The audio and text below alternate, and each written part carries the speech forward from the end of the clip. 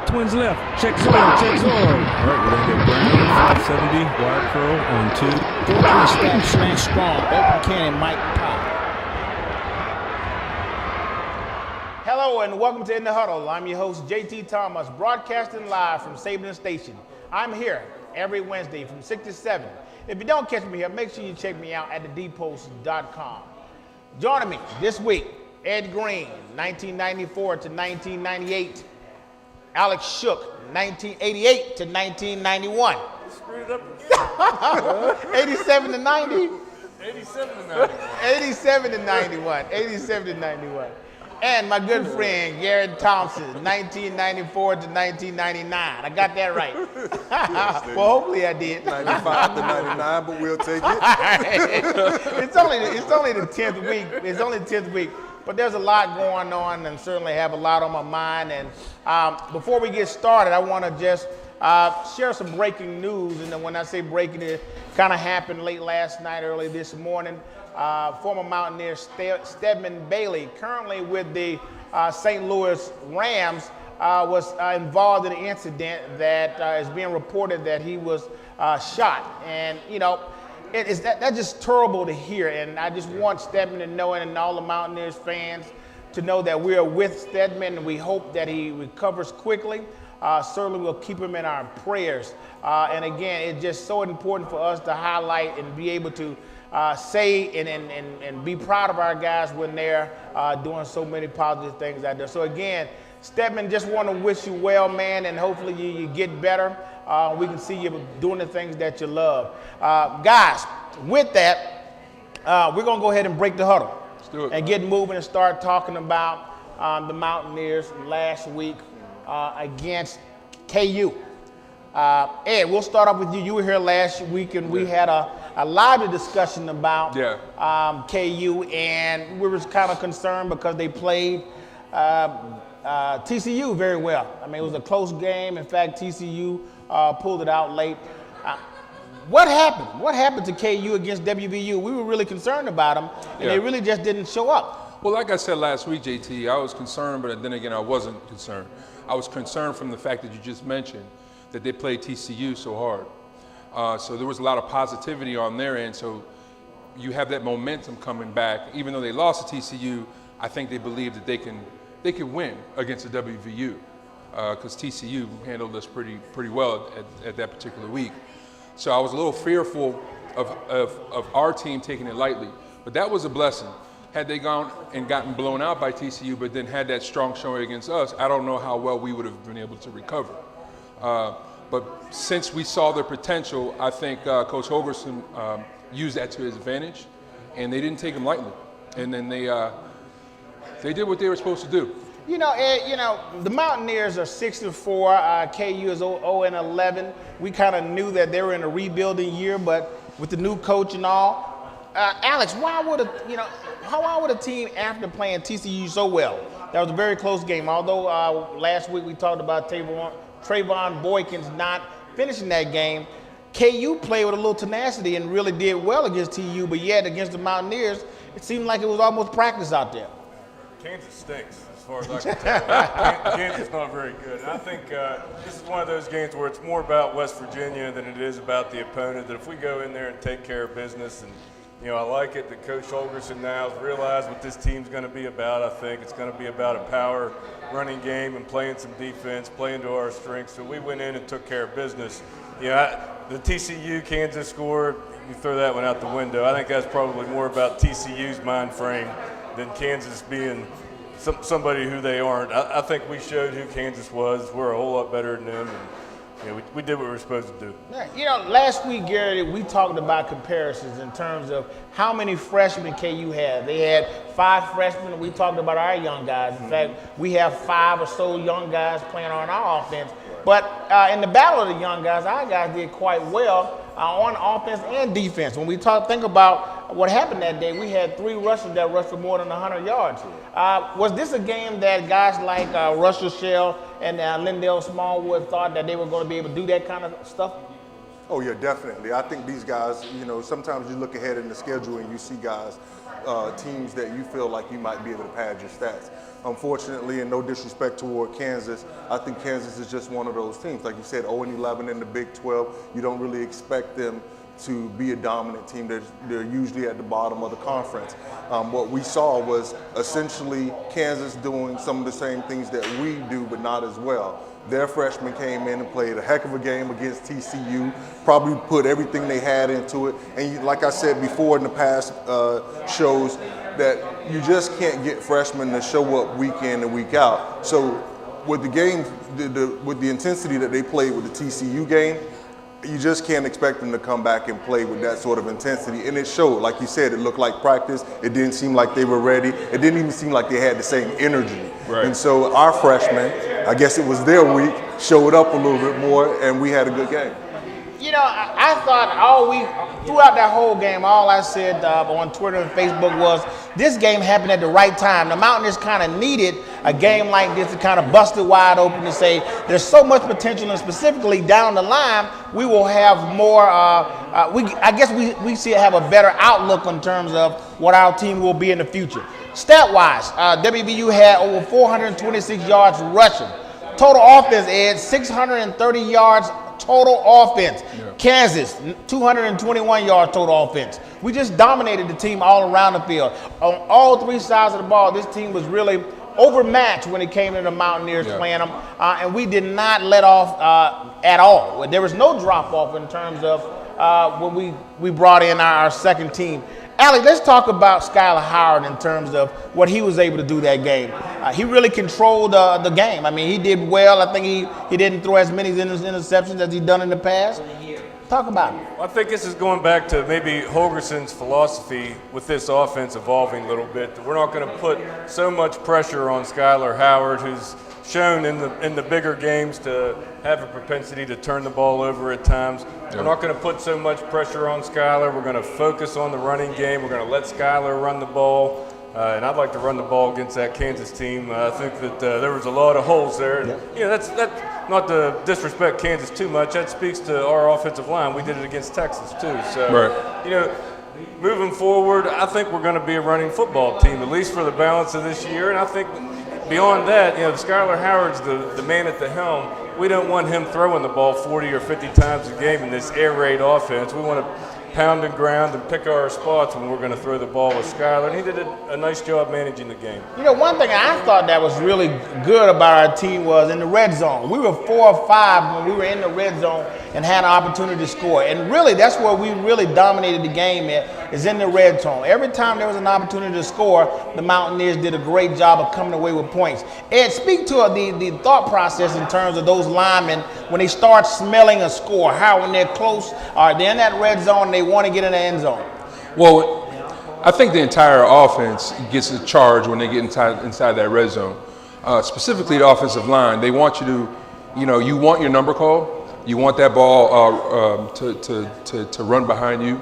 And when you have success, like you said, 4 for 5, the more success you have in there, the more confident you become when you start to get in the red zone. I think you saw that on Saturday.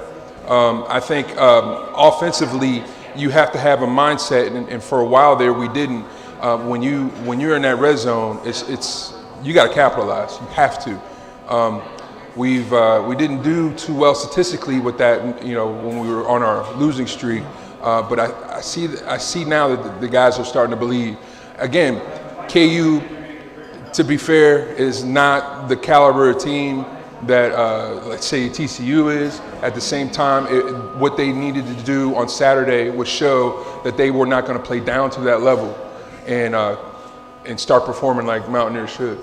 There was one area that we got major improvement. That was with Smallwood scoring his first touchdown. Yeah. We were happy to see that he was not going to be denied when he got an opportunity and he got an open field.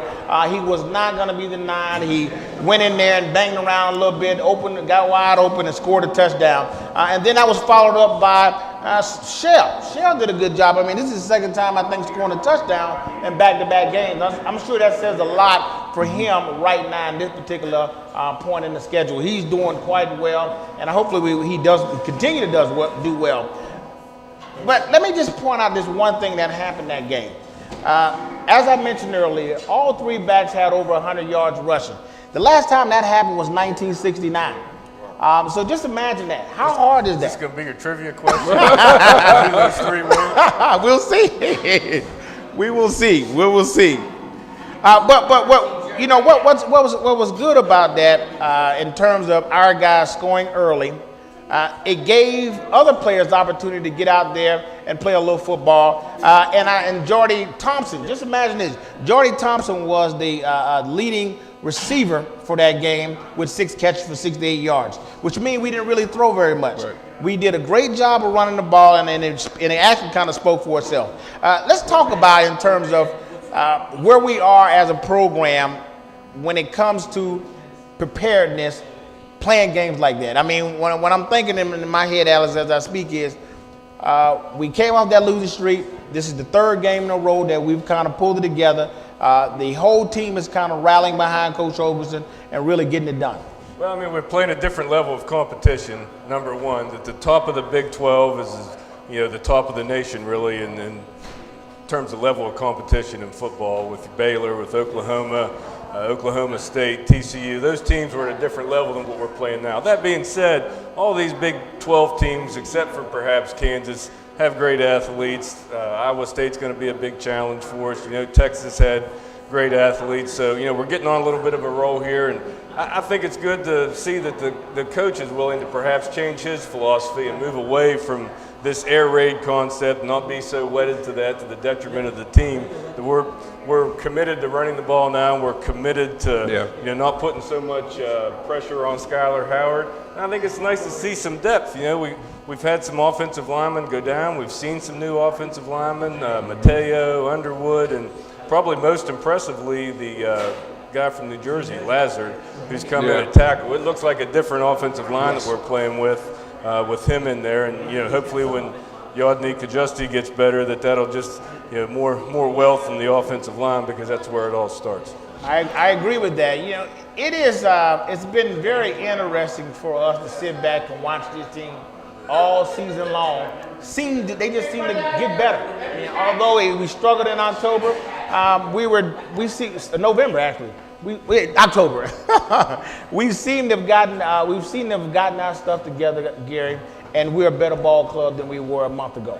Let's talk about that. What's the mindset? Are we thinking about, hey guys, we want to go bowling?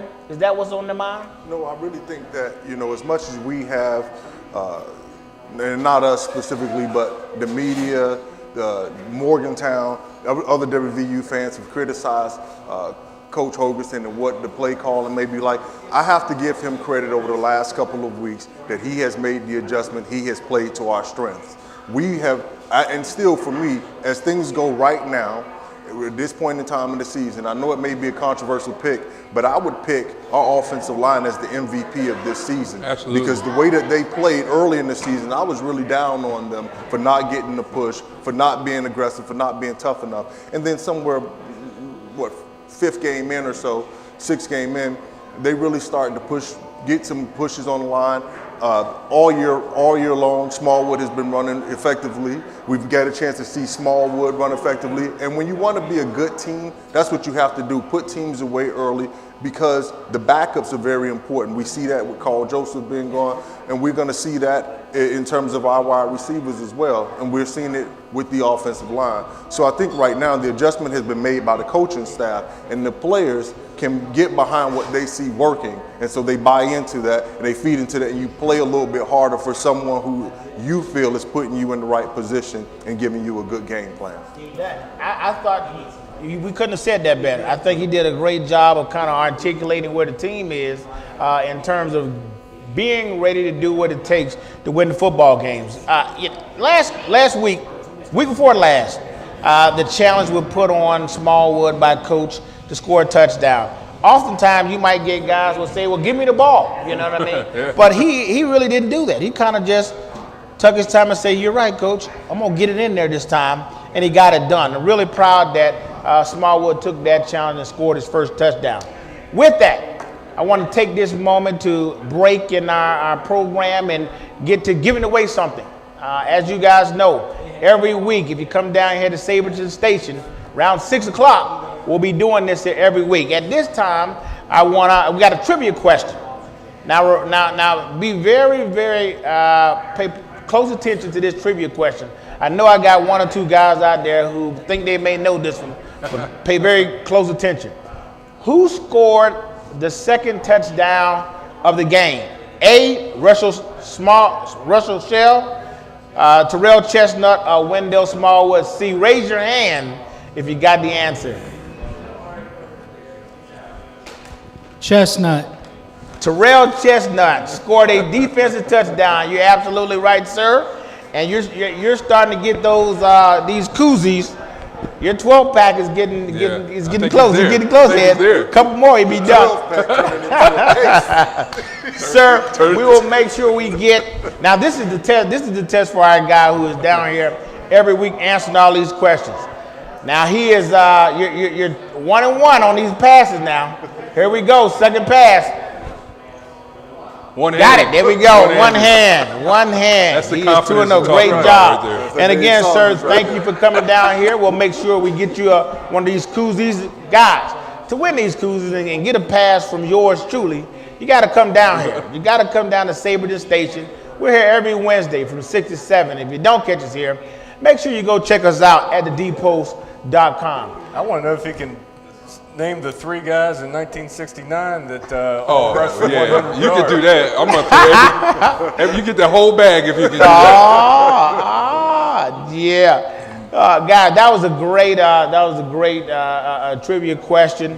But let me just as we get back into it, guys, I think this is the appropriate time to talk about or just have people get some insight to the 20 seniors that we have getting ready to play their last game on Mountaineer Field. We all know what that feels like. We have 20 guys, and although there are numerous guys, those 20 guys, we may not all know them by name. I want to highlight a few that I do know that I've seen pretty often is Jared Barber's one. Now, Jared Barber, he's been here. Is he a fifth-year guy, fifth-year senior? Yeah, I think he took a red shirt when he got hurt. Okay, we got Jared Barber, Jordy Thompson. Jordy Thompson is a senior leaving the program, and Nick Kedakowski is a senior that's leaving the program, and Carl Joseph. Again, I didn't name them all. If you guys remember anymore, those are a couple that off the top of my head that I wrote down and jotted down.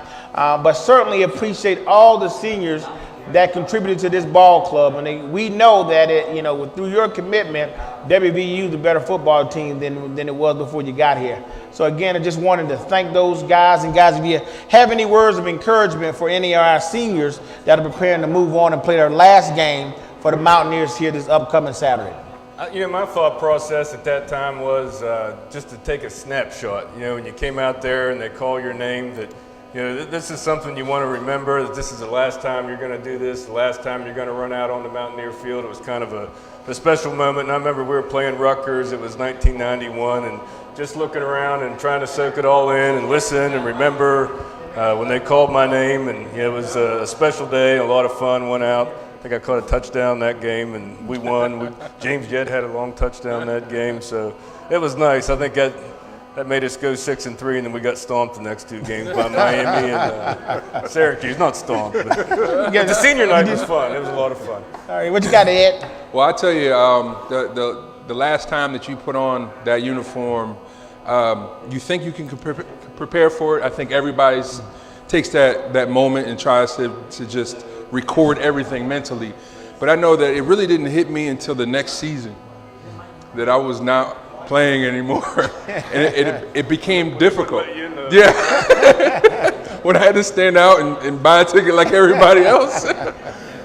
But honestly, it really. You go through that whole year off, and then the season starts again. And then it starts in August because you start thinking camp, right, and you're like, I don't have camp. But you start getting the butterflies. You start getting you go through those same motions that you went through ever since, for me, I've been playing football ever since I was, in grade school. So all of a sudden it just stopped. So I would say, just enjoy it, take it all in, and prepare for next season because now you're gonna be behind this table. There you go. It's a little different. Exactly. What you got, Gary? mean, I think I feel the same way that these guys do. Get a chance to take it all in. Putting on that uniform is something special. I want to give a special thanks to all of you, the seniors who've come in and played for us, whether you've been here 1 year or 5 years. We appreciate your time here. We appreciate the effort that you've given to us. We appreciate you joining the Mountaineer family, because that's a tough thing to do anyway. Whether you're here 2 years, 3 years, 4 years, one thing I'll always remember is that there's a chance that no matter who you came in with, they're not here anymore. So just to be able to stick it through for all those years, whether it was about a transfer, whether it was an eligibility issue, or whether it was a behavior issue, these things happen. So for those of you who have been able to stay, make it, become a part of this family, see what it's like to live and be in the Morgantown, to be a part of this atmosphere, I just want you to take time to remember that, to think about this time, because these are some of the best times of your life, and I hope it's not the only good times in your life and the best times are before you, but this college is a special experience. Yeah. And, you know, I'm just glad to see that we got more quality players in our Mountaineer family and more legends, more guys that have made a positive impact. And, I just want to ask them to do whatever they can to continue to promote the Mountaineer family in a positive way. Guys, I certainly agree with that. You know, unfortunately for me, I didn't get a chance, although I did run out on the field, I didn't get a chance to play my last game. We played against Miami and I almost broke my neck. I ended up having brachioplex nerve damage. And I remember running onto the field with my arm in a sling. But I wouldn't let that be the end of my story, because I was very fortunate to have my son come up a couple years later. And his senior year, which was very special to me, because he came out, although my jersey never graced the field, because even when I came out for my senior year, I came out, it was cold, so I had on a jacket and I had my arm in a sling and I just kind of ran off to the sideline. But when my son graduated, my son came through the tunnel. He had on my number 41 jersey, so at the very least, my jersey got to grace the field one last time at the end of the season. So I'm very thankful for that. So guys, that's kind of what I would want to leave, is that kind of, as everybody kind of alluded to, embrace this experience. Know that the Mountaineer family certainly cares about you. And the slogan that we have, once a Mountaineer, always a Mountaineer, is certainly true. By evident that, you know, Gary and I have been here I've been here 22 years. And he's been on 20 years here too. Yeah, So. and I know Ed is, well, all of us, none of us are from West Virginia, are we? I'm from Moundsville. Moundsville, okay, from Moundsville. But you know, the majorities are not from here, and we've been embraced by this Mountaineer family. And again, we just want to share with the guys who put in so much, because guys, you know, we know. Those 2-a-days, those 3-a-days, and all the things you have to do, getting up early, staying late, doing more, doing extra. We certainly appreciate that, guys. I wanted to just take a little time out to speak directly to those seniors, and for all of those supporters who continue to support the Mountaineers and those seniors above and beyond the call of duty. And again, I just want to thank you all and look forward to you being who you are meant to be in the future. Again, thanks to the seniors. Those One 20 last thing seniors. on that. To all of the supporters, remember, these are a lot of players' last game.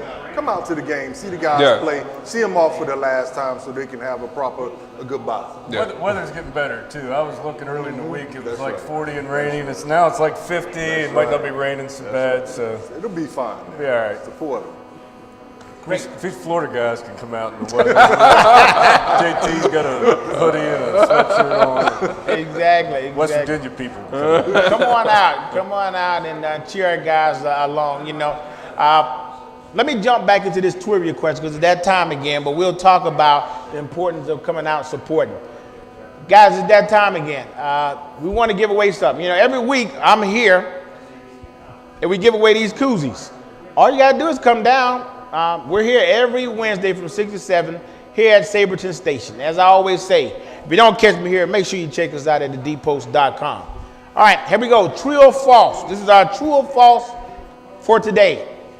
To be recognized, all you have to do is raise your hand and we'll get a mic over to you for this true or false question. The question is, this is the second time in WVU history that we had 3 players that rushed for over 200 yards. True or false? We got one. Sir, you're correct. You are correct. There was 100 yards. 100 yards, so you are correct. Yeah. He got me. I knew that. Yeah, I was with you, GT. Yeah. I'm like, oh, he going to go that route? I got you. All right, sir, here we go. Finna make you famous. There it Bam! is. Coach, sign him up. Sign him He up. didn't We're even use here. his body to catch that. One All thing hands. actually, we are probably, we've probably done 4, 5, or 6 shows where we throwing balls out. We've only had one drop. One drop. So coaches, you might want to come down to Saberton Station.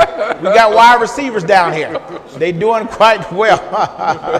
Guys, it's a lot of fun. We got people in front of us that are supporting us. And again, this is what it's really about. Mountaineer fans and Mountaineers supporting former players as we sit here every Wednesday to share our opinion, our perspective on something we might know a little bit about. Again, guys, I want to invite you down to come check us out every Wednesday from 6 to 7. If you don't catch us here, make sure you check us out at thedpost.com. I should also mention, if you have a question and you want us to answer it on air and share it with us, send us an email at inthehuddle@thedpost.com. inthehuddle@thedpost.com. Just send us an email. We'll answer it on the air. Guys, again, we talk about, I think it's important that we try to get the fans out for this game. Yes. I know you guys saw it, so we're going to talk about it. The Kansas game. We were talking about the Kansas game, so I'm going to talk about it. That was some lackluster support by their fans. Yep. The fans were, for the most part, empty, guys. You don't want our team or our Mountaineer team to experience that. Our guys want our fans to come out and hoot and holler and support us as best they can. I don't have much more about that. We're going to talk a little bit more about Kansas, then we're going to jump into Iowa State. What do you think about the support that KU fans showed their team? I don't think that would go over well here if that happened to us. Honestly, that's one thing that over the years, I mean, we've all been here 20 plus years, and there's a lot more of us around. I've never seen, I can't remember a time where we really didn't get support. And players never really take advantage.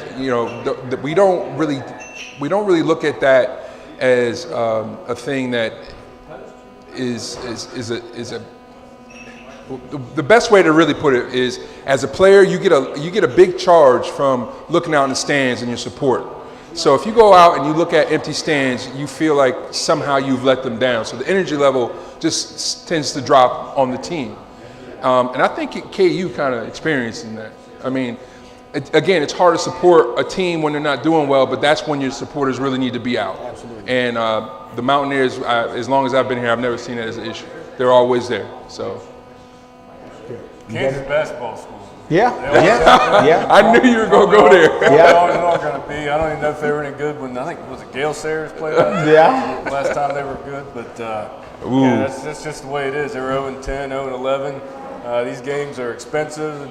They charge you, $1,000 to have the right to buy $300 tickets. So if the product you're putting on the field is bad, people aren't going to pay to go see it. I wouldn't spend my time on Saturday to watch that 0-11 Kansas team. So that's a hard, It's I don't know if it's a chicken or an egg thing there, but it's a tough situation. Tough situation for them. Yeah. I feel for those players because those guys are working hard.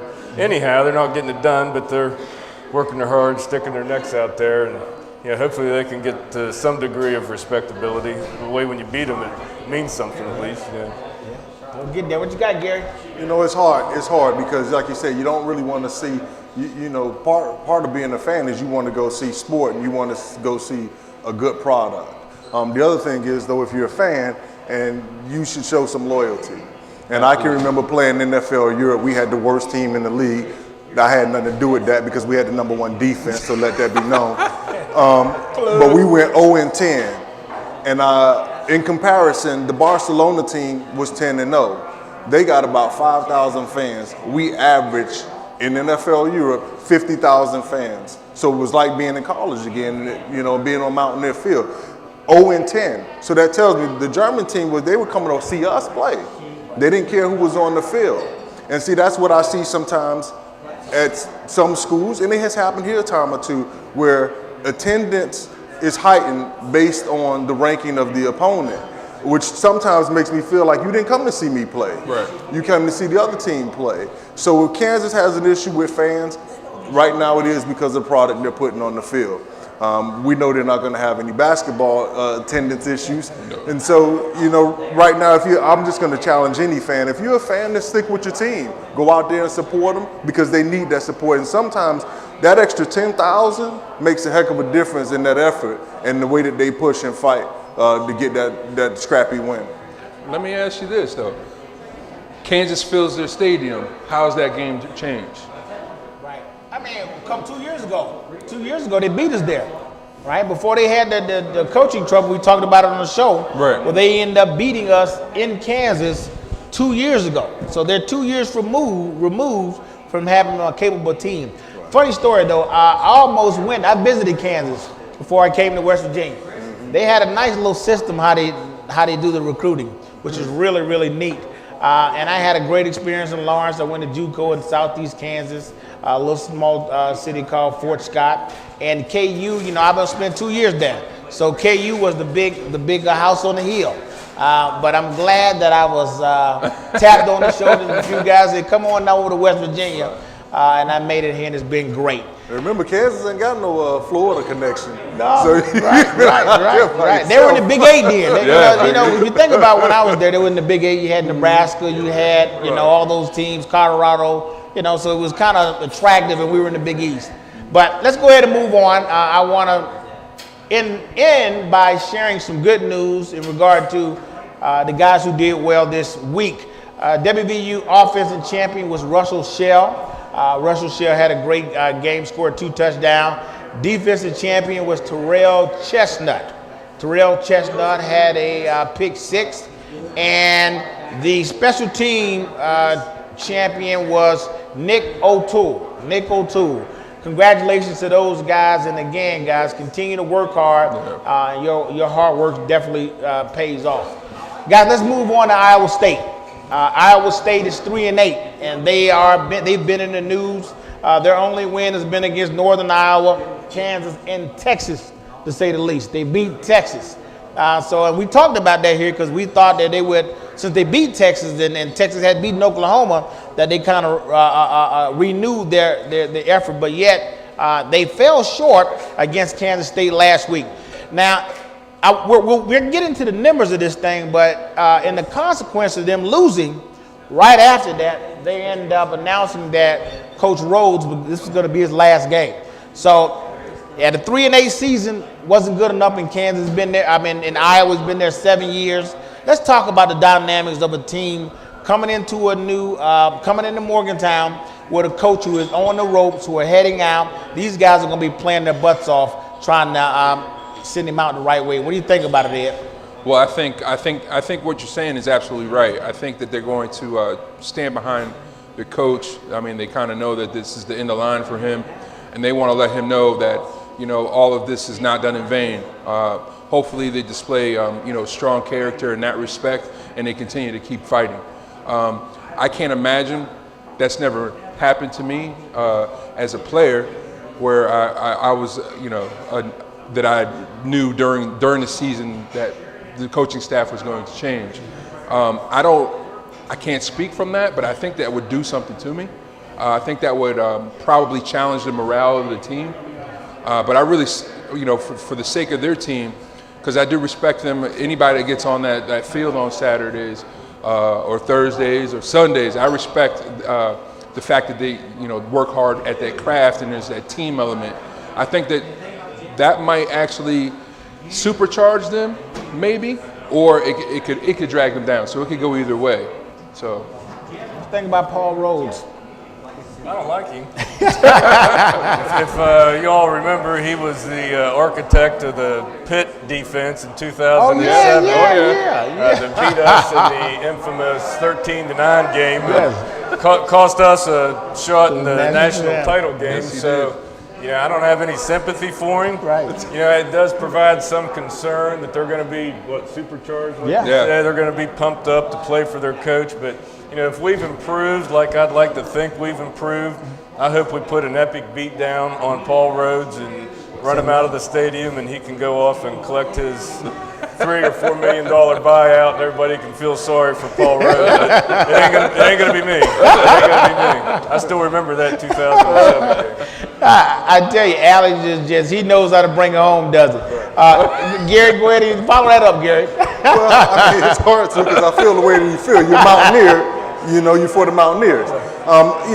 In this case, you don't know. I think it depends on how the team feels about the coach. If he's the type of coach that they like and they feel like, we need to send him out in a good, respectful way, then they are going to be charged up and ready to go.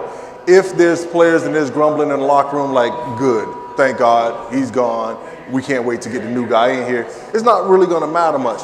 To me, it's not going to matter for our team because what we're looking at is being about a middle of the conference type team and trying to pick our way into that top 3 or 4.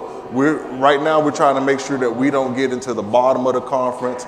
No disrespect to the Kansases, to the Iowa States, Texas Tech. We don't want to fight for the bottom of the barrel. So for us, our concentration and our focus must be on us, what we're doing and making sure that we continue to show fans that we're improving throughout this year and we're going to have a good product to put on the field for the upcoming years. I agree with that 100%. I mean, Iowa. The Iowa State. The funny part about this is, was the coach going to actually get fired at the end of the year? But was this the game that broke the camel's back? Iowa State winning this game at halftime, 35-14, I believe. 35-14 at halftime against Kansas State. And after halftime, I don't know what happened there, but they never scored another point. After that, Kansas had a 24-0 run in the second half, and with that pushed their coach right out of a job. What do you think about that, a comeback like that? I just think that's part of what's wrong with college football, that these guys are getting paid $3 or $4 million. And, I've never been an advocate of paying the players, but when you have coaches that are getting paid $3 or $4 million, there's something wrong. And when they're firing a guy that, he didn't get caught cheating on his wife or robbing a bank or anything like that. He didn't do anything wrong. He lost a football game. It's a game. It's played by kids, for the most part. That they fire this guy in the middle of the season, I think, is just emblematic of a lot of what I see wrong with sports and college football, and how we've just got a little bit out of balance with all the money and winning at all costs mentality with these schools. I mean, at Iowa State, it's not like they've got a tremendous history there. Why would they can that guy in the middle of the season? I don't like the guy still, but I'm going to still make my point, and I think it was unnecessary to can that guy in the middle of the season. Hey, let me add this. Paul Rhodes grew up 10 minutes away from Iowa State University. So he is a hometown guy, and they let him go. The timing just seems off. Again, there ain't no love lost, but the timing seems off. Maybe it is to rile the team up before their last road game. I mean, what do you think, Ed? Who knows what political motivation would cause that type of change to happen, during the season. I don't think that should ever be public knowledge or even talked about until the season's over. It sends the wrong message. It sends the wrong message to the players and what college football is all about. And I do agree with what you said about the money just getting astronomical right now. It's just crazy. So it's running. Let's be fair. It is a business, but at the same time, again, you're dealing with kids, and you're dealing with young men who are just kind of coming into their own and developing. So I think that just kind of messes everything up. I just think if I was the athletic director or part of that that process, I'd say, listen, maybe we need to just wait and hold our tongue to the end of the season and reevaluate at that point in time. They're talking about firing Les Miles. Yeah, I saw that. Let's be honest about this here, because if you coach Texas, if you coach Michigan, if you coach Alabama, you can get fired mid-season. The fans, the boosters, the alumni, none of those people are those programs are okay with maybe let's say a 3-2 start or a 3-3 start. And so what I'm, again, not free to defend or to take a position, but what I feel like is happening, someone behind the scenes is saying, you know what, I'm tired of the mediocrity. I want to see something better for our team. That's why we've had the grumblings here. We've experienced top 10, top 15 finishes, and now fans are saying, you know what, 6-4 isn't doing it for us right now. We want something to change. And so you can't, the money issue, yeah, I agree, far too much money and it's taken away from actually the game and the sport itself. But when you put a lot of money into something, you want something back. And if you're not getting it and you're 3 games, you've only won 3 games in the season, somebody's going to say we need to change. Let me add this to the equation. 7 years, 29 and 46, 38% winning percentage. That's all you got to say. Yeah. That'll send you out the door right there. Right.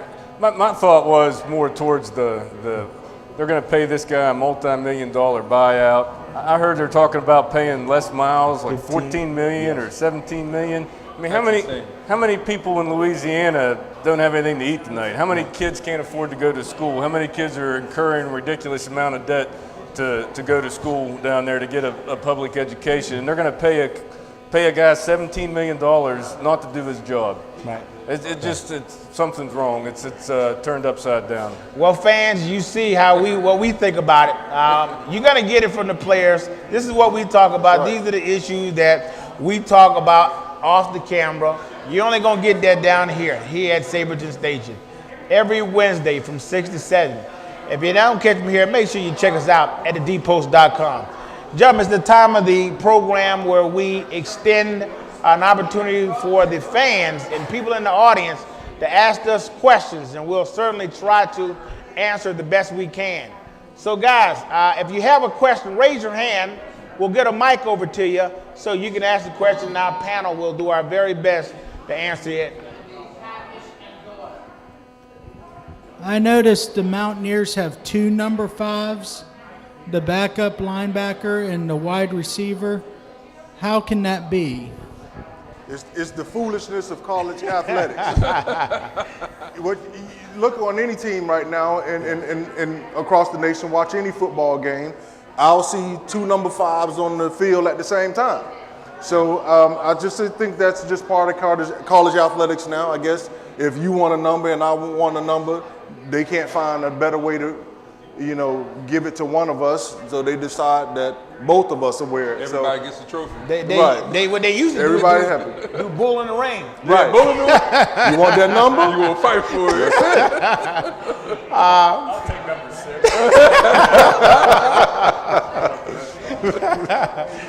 6. So, and to that point, so we have a number 5. I know we have 2 number 7s, Russell Shell 6s. and Wardley. 6s. Right, we got a couple of them. There's a couple of duplicate numbers throughout the team. And again, it's kind of what Gary said. I mean, it's the times. That's just what it is now. Got anything for that, Alex? Nah. Anything, Ed? No comment. All righty. Guys, let's keep it moving. If you have a, sir, thank you for your question. As always, you ask great questions. So anyone out there, if you got a question, go ahead and ask us.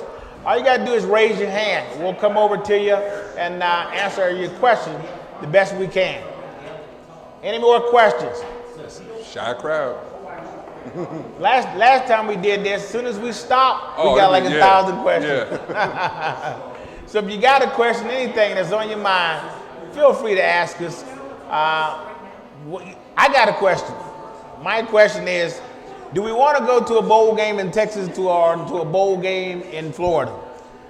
I always want to go to Florida. I was going to say we want to go to Florida. We want to go to Florida so we can recruit some of that Florida talent. Yeah. They get a chance to see us firsthand. We can get some speed guys, some wide receivers, defensive backs. We can even get some in Florida, some linebackers that might become safeties here, and some defensive linemen that might be linebackers. So we want to get our team an opportunity to be seen outside of that Oklahoma, Texas area, and while we still recruit Texas and Oklahoma. Yeah. We So really only go have to the one Florida Bowl that we're eligible for, though. I think that's the Russell Athletic Bowl in Orlando, and the way the pecking order is falling right now, unless something would change at the top, like maybe 2 teams get into the playoffs, which I guess is still theoretically possible with Oklahoma and Baylor, that we're probably not going to be in line to get in the Russell Athletic Bowl, because I think it's like number 3 or 4 down the road. What you got on that, Ed? You said you like Florida? Florida's a nicer place. I'm just going to put it that way. I actually almost hate, well, I shouldn't say hate, but I know there are a couple of bowls that we're eligible for that are in Texas, right?